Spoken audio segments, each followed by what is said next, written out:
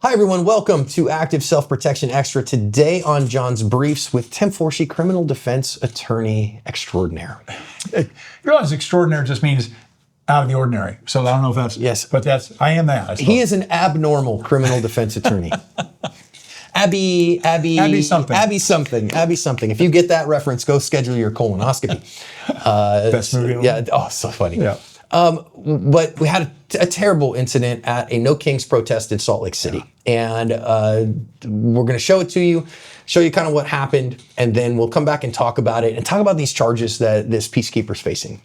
To win the fight after the fight, you need help. After a use of force, I trust Firearms Legal Protection to help me win the fight for the rest of my life.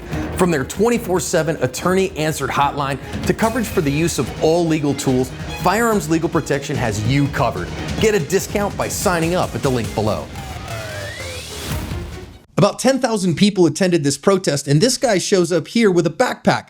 Now, in that backpack, he has an AR-15 rifle, and he has been known in previous protests to openly carry that rifle at the protests. So here, he puts the backpack down, assembles the AR-15, he's taking the upper off, and then slings it, or at the very least holds it with the muzzle down. Now, him assembling it, a couple people were like, whoa, that's not cool. And they alert these guys who are peacekeepers or security, like armed security who are there, and they're going to see that and end up drawing their firearms and telling him to drop it and then opening fire on him, okay? One of the two peacekeepers here opens fire, shoots at him 3 times. 2 of those hit him. One hit him in the abdomen, one hit his gun and hit him in the finger.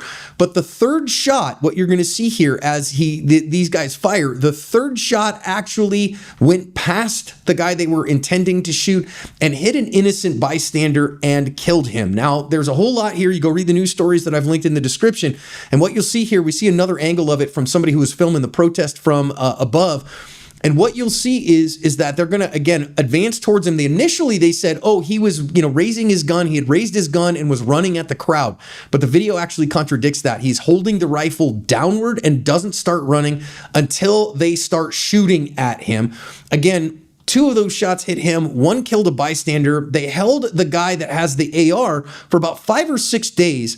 But then eventually they released him without any charges and then charged the peacekeeper who fired his gun at him with manslaughter for killing the bystander. So as it currently stands, news stories are linked in the description.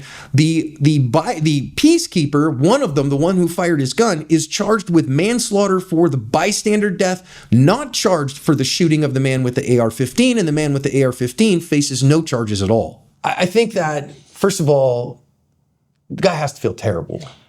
This is a sad one all the way around, right? Yeah, it's terrible. And I don't know about you, but this made me think of the recent ICE shootings up in Minnesota, Minneapolis.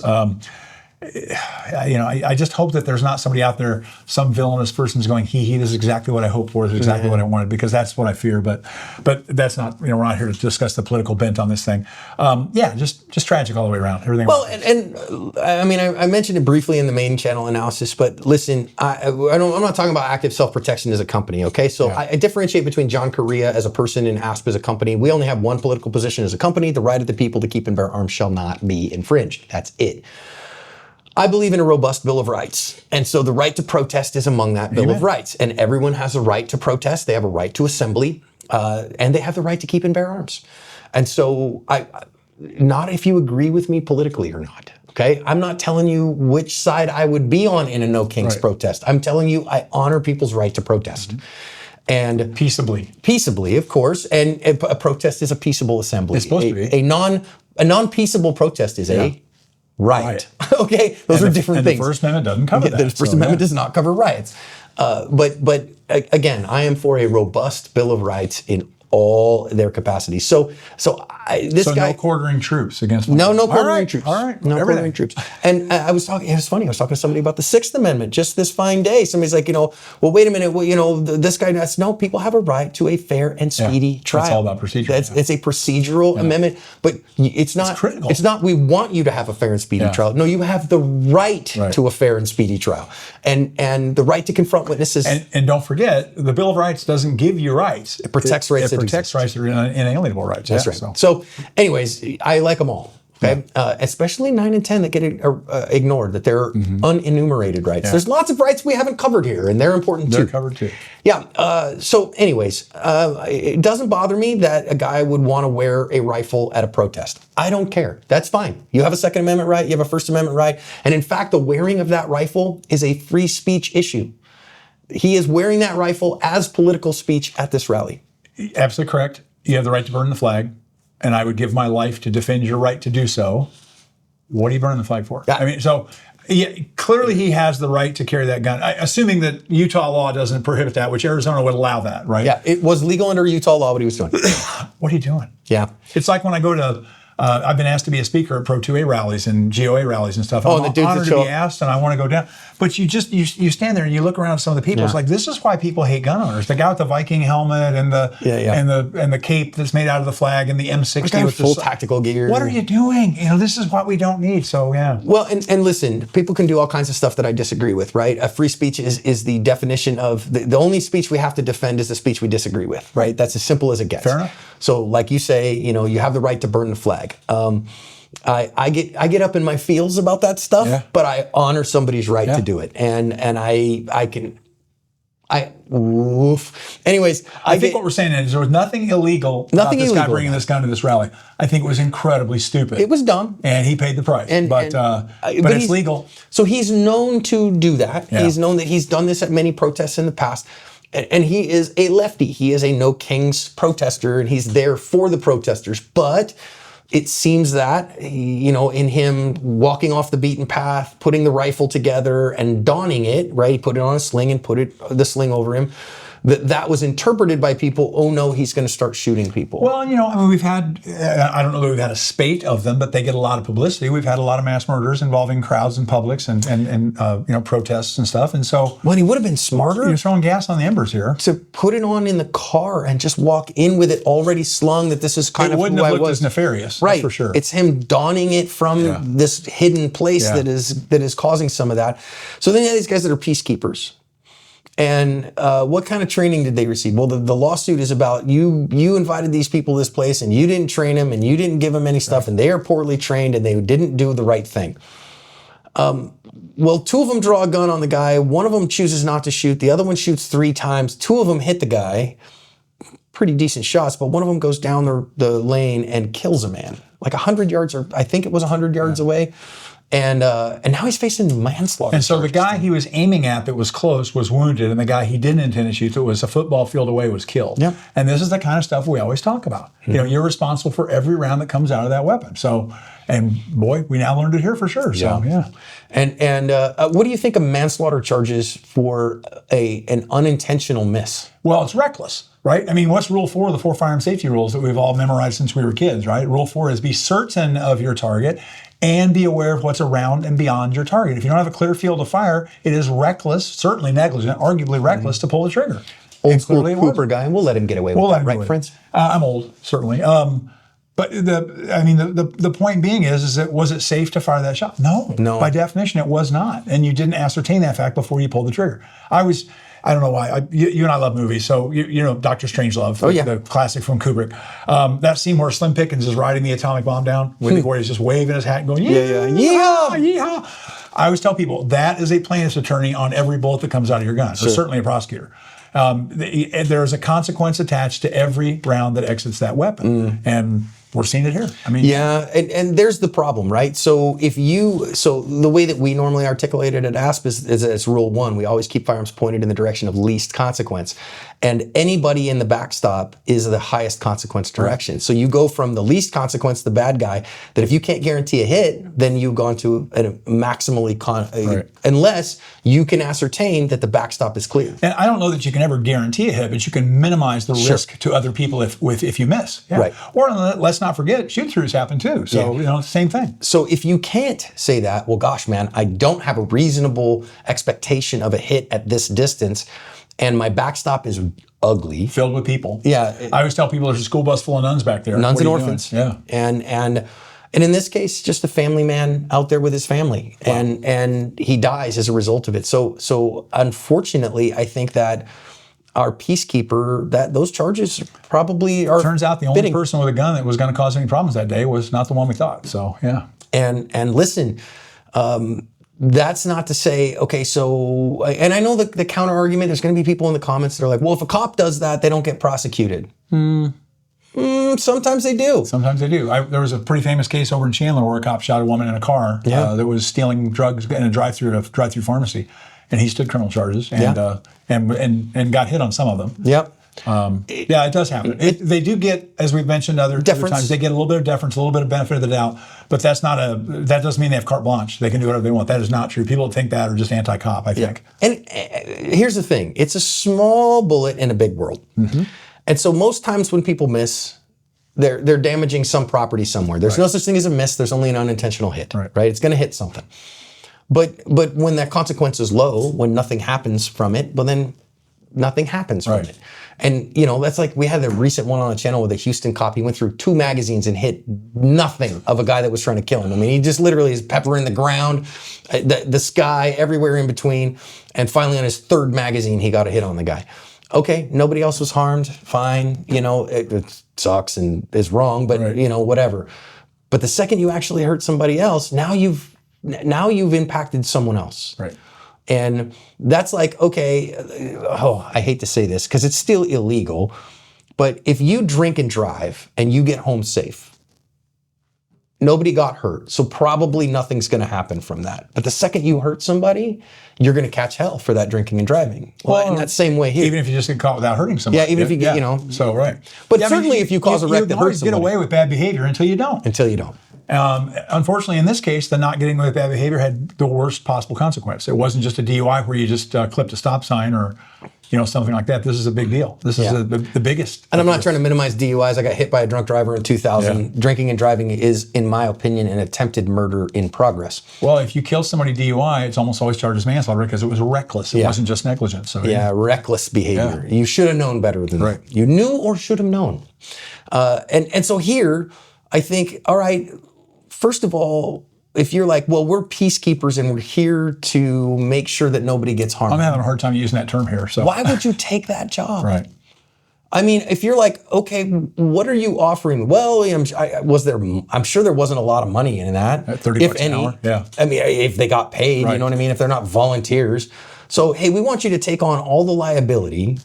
And we're not going to train you, and we're not going to provide you very much guidance. Just if somebody needs shooting, shoot them. Yeah. No thanks. I don't want to be anywhere near that of any capacity. I mean, don't get me wrong. I am, from that definition, a peacekeeper everywhere I go. Right. At all times, I'm paying attention to my world. But you also, as do I, and as do a lot of other people I respect, you spend a lot of time, money, and effort making sure that you're properly trained and adequately able to make that decision. Yeah. And I mean, I don't say this because if this comes across as me being anti-cop, I've sure spent a lot of hours trying to help police officers, both, on both sides of the badge. But there's just an abysmal state of training for law enforcement and peacekeepers in this country. And how do we respond to that? Defund the police. Well, if they're not doing a good job and we give them less money for training and hiring, do we suddenly think they're going to do a better job? I mean, we've got to really pivot on this, and we've got to spend more resources training these folks. We really do. And we are spending good money on training them, and a lot of their training is really, really good. Of course, when it's substandard is when it shows up in the national news and we get to hear about it. A lot of them don't avail themselves of the training. Right. A lot of it's mandatory testing, but not mandatory training for a lot of departments. So, and so. Man, tough stuff. And it's so funny. That's like, I say here, I live in the city of Phoenix, and I have a bunch of friends on Phoenix PD, and as a by and large standard, men and women of Phoenix PD, they get down when it's time, and they do a good job. Mm-hmm. Do they screw up at times? Yeah, it's 4,000 sworn, man. You're gonna have people that make mistakes, and you're gonna have people that are bad actors, right? It's just gonna happen. And we want them to be none, but they generally do a good job. But if you don't do a good job, you can expect to face charges for that, because life and death is in your hands. And if you choose to carry a firearm, which I do, and I know you do, you bring with that a huge responsibility to use that in a non-reckless, non-negligent manner. And if you choose to use it recklessly or negligently, you're going to end up in prison. Or if you're just too stupid to know the difference, you're going to end up in prison. So yeah, I mean, I tell people I'm a big advocate of this, but it's a journey that you have to launch and you have to be committed to. I can't decide that you're going to carry a gun. I mean, it's something that it has to come from within. And if you're going to do it, make sure that you adequately train yourself and educate yourself, because so many people just buy a gun, throw it in the glove box, good to go. Yeah. I've seen a couple of Audie Murphy movies. I'm in good shape. Well, and in this case, if he'd have just taken a couple hard steps to his left, he had a much better backstop. He had at least a exterior building wall. Or how about maybe be wise enough to sort of interpret the situation, maybe not shoot the guy in the first place. Maybe not shoot a guy in the first place. I mean, if I, and were the peacekeepers armed with long guns or handguns? Handguns. Okay, so that changes the dynamic a bit from what I was going to suggest. But, still, I mean, be certain enough of your marksmanship skills and put it off until you have to do it. Yeah, and again, it's a protest. So was he? There's some perception issues. They said that he was running, but he didn't start running until after they shot him. Yeah. Actually, he didn't have the rifle in his hands. It was slung. It wasn't loaded. And we're talking about a 30-round magazine. It's not really hard to see whether an AR is loaded. Obviously, yes, there could be a round in the chamber, no mag, but who carries a gun like that, right? Yeah, nobody. So, I mean, it's pretty easy to see if an AR, I mean, there's a lot of guns you couldn't make that statement on, but if you don't see a 30-round magazine hanging on the bottom of an AR, it's not loaded. So, in my opinion, I look at this and I go, man, those manslaughter charges look about right to me. Yeah, I agree. They look like... Because if we don't prosecute people that need to be prosecuted in cases just like this, then why do we have these laws? Yeah. I mean, that's why the manslaughter statutes exist. And I'm not happy that this guy's going to be spending 10 years in prison. Yeah. I'm not. And I'm certainly not happy for the innocent guy's family that has to grieve his loss. But that's why we have manslaughter laws. Yeah. So, And again, we have to not only think... it's manslaughter, it's not two words, it's not man's laughter. Yeah. A lot of people get confused on that. Well, and okay, do we think about the man who pulled the trigger and go, gosh, he made a mistake and we feel bad for him? Yeah, but less than I feel bad for the family of this man who died needlessly. Don't you feel bad for every person convicted of a crime? Wasn't it the way they were raised or the substance they got addicted to? Or there's always a reason, I mean, nits make lice. Charles Manson's mom was a horrible hooker, right? Would Charles Manson have turned out that way if he had a better mom? Okay, but I'm dealing with Charles Manson. Right. So, I mean, yes, it's a big conversation. You can spend hours on it. But at the end of the day, do we punish wrongdoers as a society? The answer is supposed to be yes. Yeah. And I feel bad for this guy. I don't want him to go to prison, but that's kind of what we've decided as a society is supposed to happen in cases just like this one. So judicious marksmanship is a thing, friends. Yes. If you cannot reasonably count that you are going to get a hit, and at the distances that they were at, most people, the answer to that is no. No. Most people, the answer to that is no. And you got to know that. And the crazy part to me, the final thing I'll say on this is, the people who would know that they can't make that hit go to the range enough that they probably will get to the place they can make that hit fairly quickly. Most people, yes, they should. But the ones who can't make it probably don't know they can't make it because they'd never take the time to find out. And so if you go, yeah, I could make that hit, but you haven't actually put the hole in the paper or the ding on the steel at the distance under time pressure, then you are lying to yourself. And you are at risk of becoming the next guy. Well, and don't forget, that's one of the reasons I like shooting competition. I know it's a game, but there's some pressure. There's a beeper that goes off. There's a time. There's people making fun of you. There's your buddies that are going to give you shit, There's something to be said for that. And a lot of people that just go to the range nice and calmly, they can say, I can hit a headshot at 15 yards. Okay, can you do it when I scream at you? And when you have 4 seconds to do it? Mike. Exactly. The answer is no. Most of them can't. Lest we let this opportunity be squandered, I think we kind of touched on this.